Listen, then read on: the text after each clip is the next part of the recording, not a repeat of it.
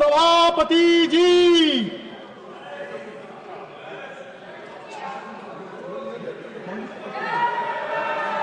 Valedictory remarks.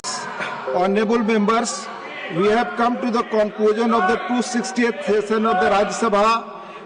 Despite the best efforts of the chair to facilitate meaningful and disruption-free discussion on the listed business, the session was regrettably marred by repeated disruptions, leading to frequent adjournments.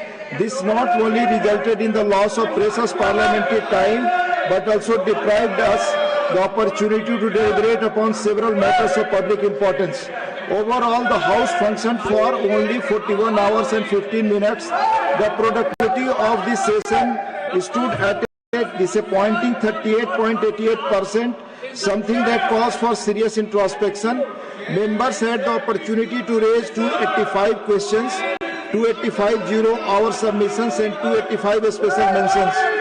However, only 14 questions, 7 zero-hour submissions and 61 special mentions could actually be taken up. While these contributions are of value, they represent only a fraction of what this august House is capable of achieving when it functions to its full potential.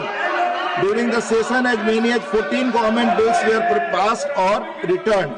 The House also held a special discussion on India's strong, successful and decisive Operation Sindoor undertaken in response to the terrorist attack in Pahalgam, a matter of great national importance. The discussion saw the participation of 64 members over 2 days and was replied by the Honorable Minister of Home Affairs.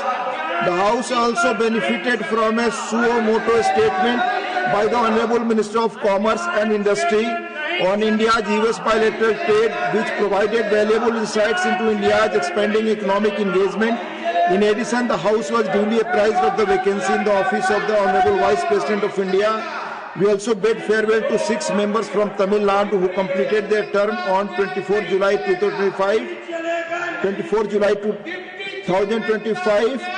I hope the lessons of this session will guide us towards more constructive and purposeful deliberations in the future. Before we conclude, I wish to place on record my sincere appreciation for the panel of vice chairpersons for their cooperation and readiness to assist the chair, and for the Secretary General and the entire team of officers for their exemplary service, dedicated efforts and meticulous planning, which have ensured the smooth conduct of the proceedings and activities of the House. Finally, I extend my warm greetings and best wishes to all members on the forthcoming festivals, Ganesh Chaturthi, Milad un Nabi, Onam, Durga Puja, Dasahara, Diwali and others. May these occasions bring peace, harmony and prosperity to all. Jai Hind. Now the national song Bande Mataram.